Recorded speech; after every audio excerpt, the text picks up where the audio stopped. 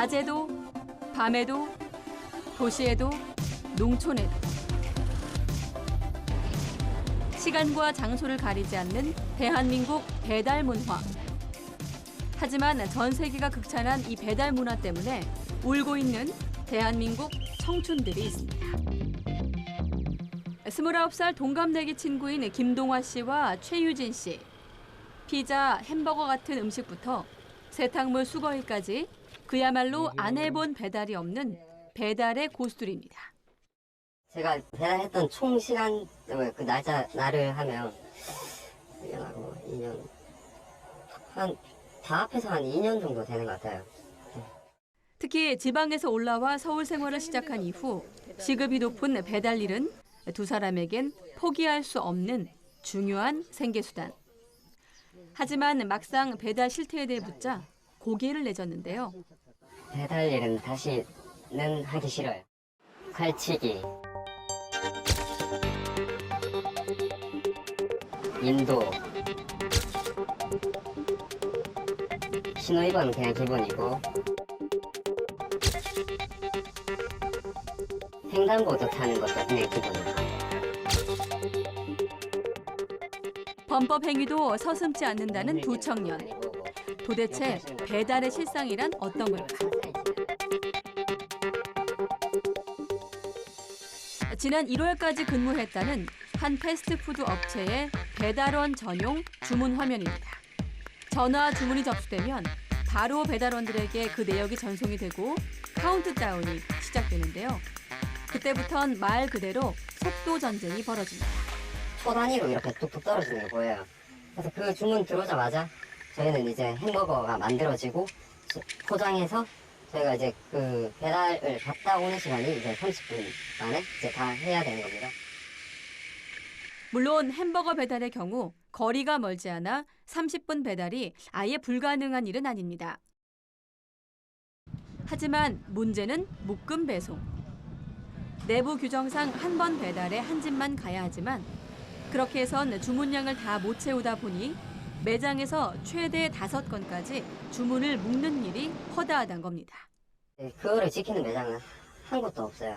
절대 30분 안에 5집을 다 돌지 못합니다. 그렇게 이제 5개씩 묶어주면 그 신호 위반을 하거나 아니면 뭐 역주행을 하던가 아니면 인도로 가던가 아니면 횡단보도로 타던가 그런 과속을 하던가 그런 범법 행위를 할 수밖에 없어지는 겁니다. 무리하게 일을 시키는 매장에 야속함도 들지만 직접 고객들을 만나다 보면 매장의 입장이 어느 정도 이해가 되기도 한다는데요. 극단적으로는 한 1분 정도 이제 그렇게 딜레이가 됐는데 1분 정도 늦었는데 전화 와서 뭐 그 배달 취소시키겠다 이렇게 해놓고 또 다시 또 주문시켜서 이제 또 이제 그 배달 시간 30분 정도라면 그 30분 안에 배달 못하면 또 이제 또 취소시키겠다 하고 이제 30분 내로 빨리 오세요. 뭐 이런 식으로 하거든요. 그것보다 더 심하게 이제 뭐 끼들 거짓말 치고 나한테 지금 안 온다 하는 것도 봤어요. 신축 금아파트. 당연하게 빨리빨리를 요구하는 고객들과 그런 고객의 요구를 충족시켜야 하는 업체.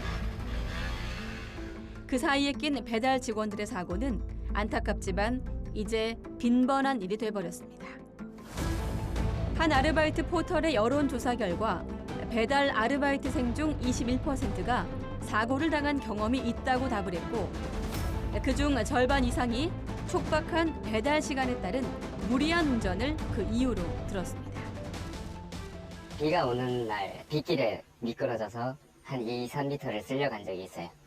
쓸려가서 바로 일어나자마자 제가 했던 행동은 햄버거 그 콜라 쏟지 않았는지 그것부터 확인하는 사람들이 엄청 많아요. 특히 고객한테 안 좋은 소리 들어오는 게 가장 두렵다고 해야 되나? 그래서 이제 먼저 그 음식부터 생각하는 거죠. 상황이 이렇다 보니 위험한 배달을 피해 햄버거를 만드는 일로 업무를 바꾼 동료들도 많습니다.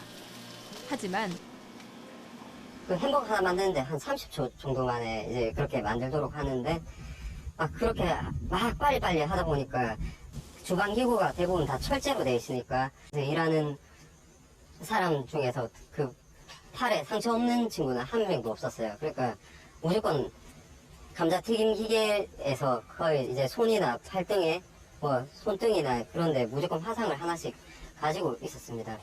현재 그 산재가 있긴 있는데 안 해줄 거다라고 이때까지 자기가 그 2년 동안 일하면서 한 번도 산재하는 거 본 적이 없다.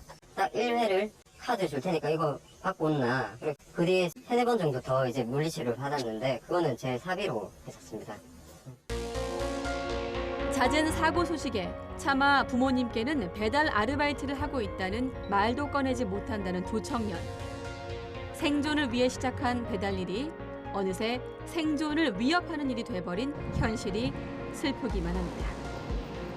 그때 되게 많이 서러워요. 우리는 정말 생존을 위해서 그렇게 달리는데 뭔가 생존을 뭔가 존재 자체를 거부당하는 그런 기분이었어요.